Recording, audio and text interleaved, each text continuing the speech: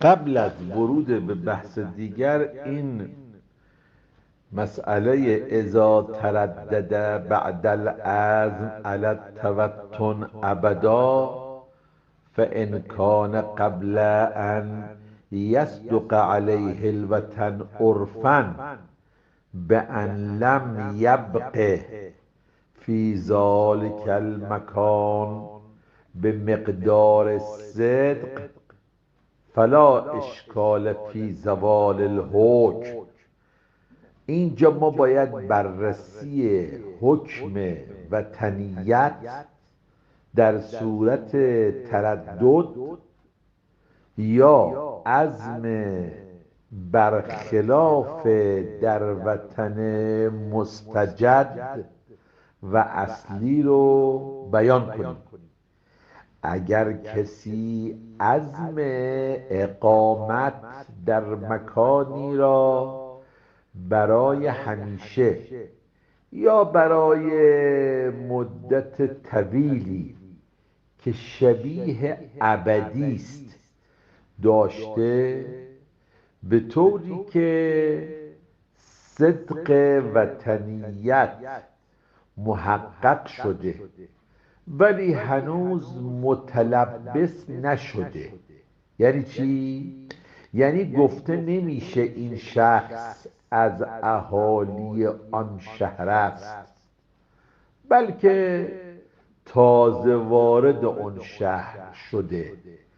و فقط نیت اقامت در آنجا را کرده، سپس منصرف شده و تصمیم بر خلاف گرفته یا اینکه مردد شده باشه، حکم وطنیت در این صورت مترتب نمیشه. صورت دیگر این مسئله اینه که انسان در وطن مستجد عزم اقامت همیشگی داشته و متلبس هم شده باشه، یعنی مثلا حدود 6 ماه از اقامت او گذشته باشه و مردم او را اهل اونجا به حساب آورند و صدق وطنیت کنند، سپس مردد بشه یا عزم برخلاف پیدا کنه، در این صورت نیز وطنیت او قطعا از بین میره. اما نسبت به وطن اصلی که انسان در اونجا متولد شده و مسقط الرأسشه، به همراه پدر و مادرش زندگی کرده، در صورتی که نسبت به اقامت در اونجا برای او تردید حاصل بشه، به صرف وقوع تردید حکم وطنیت ساقط نمیشه، بلکه در صورتی که از اونجا اعراض کنه و خارج بشه حکم وطنیت ساقط میشه و صدق وطنیت از بین میره. منشأ تمام این تفصیلات در وطن اصلی و مستجد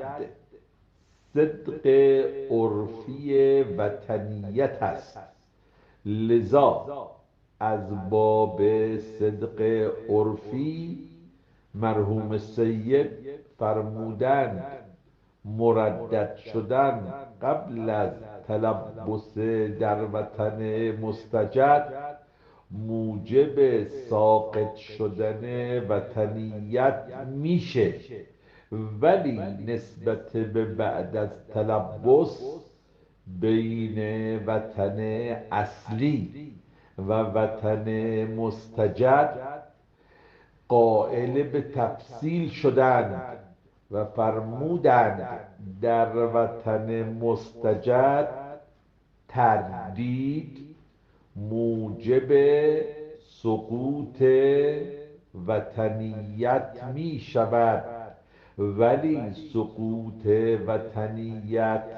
در وطن اصلی به واسطه تردید محل اشکال است. نظر محقق پیرامون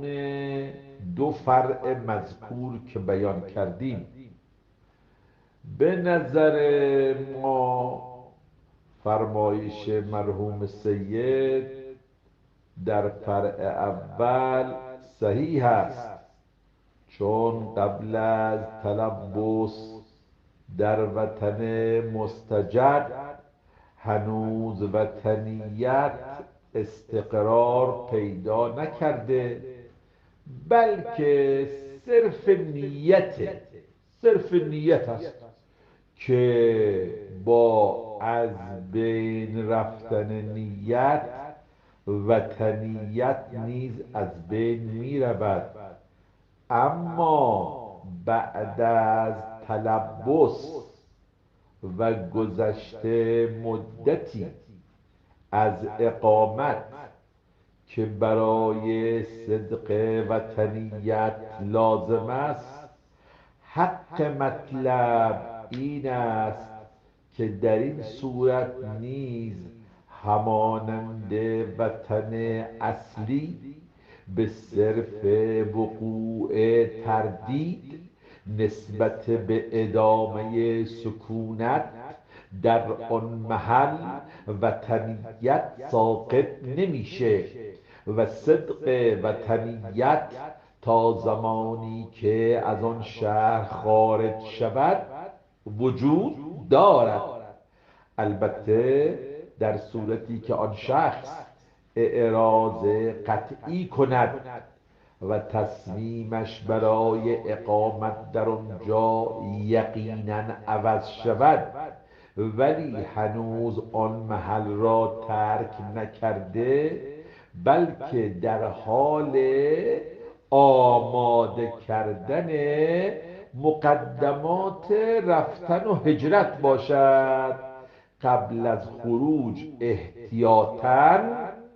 باید بین قصر و اتمام جمع. اما در صورت تردید وطنیت صدق میکنه، چون انسان همیشه در وطن خود ممکن است قلباً مثلا دچار تردید بشه، چون تردیدی چه در وطن اصلی چه در وطن مستجد بعد از صدق وطنیت، این تردید همون طوری که در این چند روز گفتیم طوری به صدق عرفیه، یعنی ضرری، اون طور که ما گفتیم ضرر، چون چنین تردیدی چه در وطن اصلی، دوباره مطلب رو بیان میکنم، چه در وطن مستجد بعد از صدق وطنیت ضرری به صدق عرفی وطنیت نمیزنه و عرفاً وطنیت هنوز ادامه داره. تا کی؟ تا زمانی که از اون محل برود و همه اهالی متوجه رفتن او از آن محل شوند. حالا بیاییم ببینیم کلام مرحوم آیت الله خویی در اینجا چیه. عدم سقوط وطنیت قبل از خروج در کلام ایشان در این فرع می‌فرمایند تا زمانی که آن شخص از وطن خود خارج نشده است صدق وطنیت مطلقا وجود دارد، چه نسبت به اقامت در آنجا تردد شده باشد چه نسبت به اقامت در اونجا تردد داشته باشه، یعنی نسبت به اقامت در اونجا مردد شده باشه، چه تصمیم قطعی به خروج داشته باشه. تفصیل بین صورت تردید و صورت قطع برخلاف رو اینطوری بیان میکنیم: بین صورت تردید و صورت قطع به عدم یه تفصیلی وجود دارد و اون این که در صورت وجود تصمیم قطعی به خروج، خصوصا اگر مشغول انجام مقدمات رفتن شده باشد و خصوصا اگر در وطن مستجد باشد، مسئله محل اشکال است. لذا احتیاطاً باید جمع کند، چون نسبت به صدق وطنیت در این صورت تردید داریم و از آنجا که این مسئله از موارد شک در بقاء موضوع است و نمیدانیم وطنیت ادامه دارد یا نه، ما اینجا نمیتونیم استصحاب حالت سابقه جاری کنیم. ولی صورت تردید اثری در صدق عرفی ندارد و ممکن است برای هر کسی حاصل شود و بعد هم این حالت برطرف شود. ظاهر کلمات العلماء رضوان الله علیهم اعتبار و قصد توطن ابدا فی صدق الوطن العرفی فلا یکفی العزم علی السکنا الى مدت مدیدت که 30 سنه او ازید، لکنه مشکل فلا یبعد الصدق العرفی بمثل ذلك والاحوط فی مثله اجراء الحکمین بمراعات الاحتیاط. بررسی لزوم نیت اقامت دائم یا شبه دائم در وطن مستجد. مشهور علما فرموده اند در وطن مستجد انسان باید نیت اقامت دائمی داشته باشد، ولی بسیاری از بزرگان معاصرین می‌فرمایند نیت اقامت طولانی مثل 30 سال نیز برای صدق وطنیت کفایت میکنه. مرحوم آیت الله خویی این مدت را تا 5 سال نیز کافی دانسته.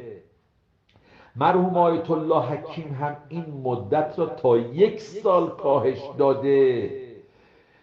دلیل این افراد این است که عنوان وطنیت موضوعیت ندارد، بلکه موضوع حکم در نماز قصر مسافر و در نماز تمام عدم مسافر است. لذا این افراد میفرمایند اجازه بفرمایید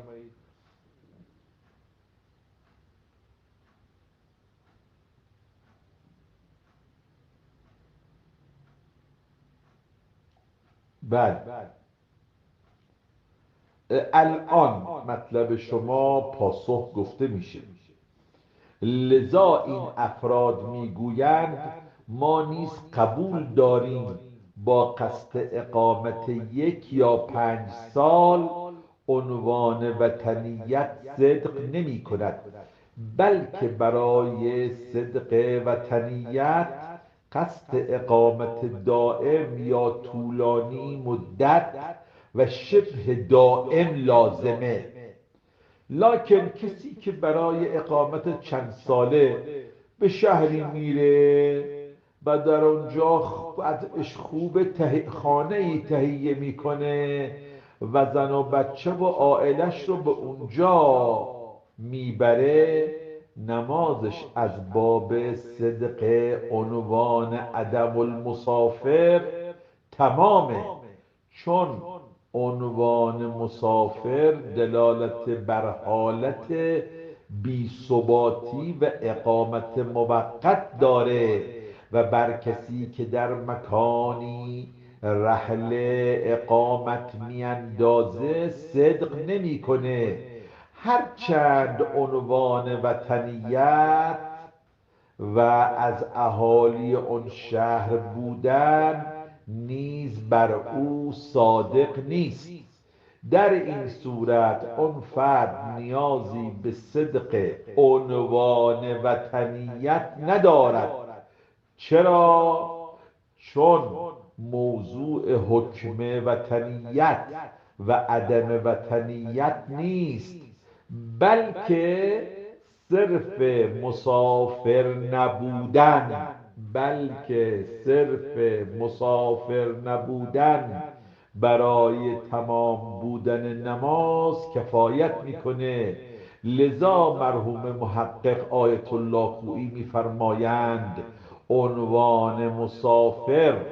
بر کسی که برای مدت 5 سال در جایی سکونت می کند صدق نمی کند، بلکه اگر برای مدت کوتاهی مثلا به قصد زیارت به اونجا برود نمازش شکسته است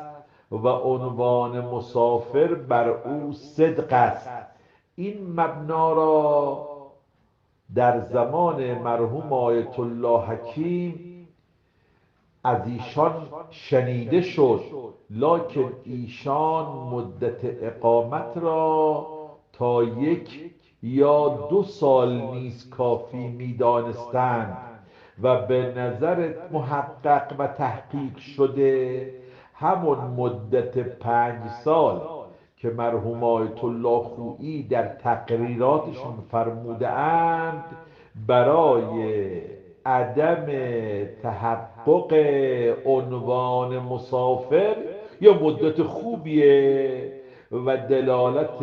بر اقامت در اون مکان